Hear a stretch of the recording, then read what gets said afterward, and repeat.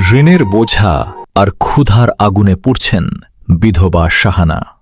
বিভিন্ন সামাজিক যোগাযোগ মাধ্যমে প্রচারিত সংবাদের পর নড়েচড়ে বসেছে প্রশাসন।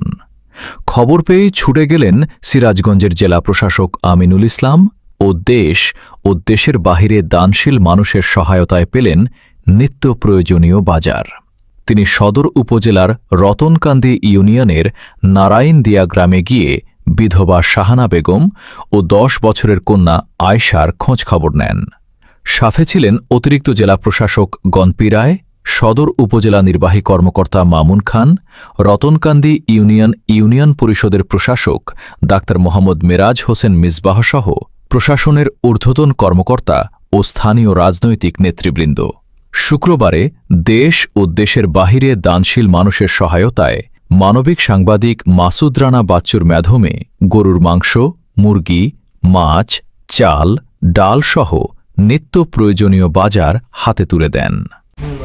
আমাদের কথা হয়েছে ইতিমদের পাশে যারা দাঁড়াইছে তাদের জন্য আমরাও দোয়া করি, আল্লাহ জানি তাদেরকে দান খরচ করার মতো তৌফিক দান করে তারা যেন দিতে পারে, এই ইতিমের পাশে জানি আরও দাঁড়াইতে পারে। আমরা তার জন্য দোয়া করি, আপনারা তাদের জন্য দোয়া করেন।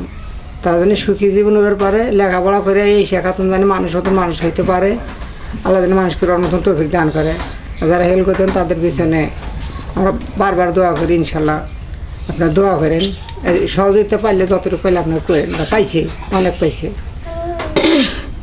আমাকে যারা জিনিসপাতি দান করেছে তাদের জন্য আমি নামাজ পড়ে মাংস, মুরগি, মাছ, কাঁচা সবজি, মশলা, সদাই, চাউল অনেক খুশি হয়েছে। আমার সঙ্গে যারা এগুলো পাঠাইছে আপনারা আমাকে দোয়া করবেন, আমি যেন মানুষের মতো মানুষ। গ্রামের শিরোনাম নিউজের পাশে থাকার জন্য ধন্যবাদ। আমাদের পেজটি লাইক, কমেন্ট, শেয়ার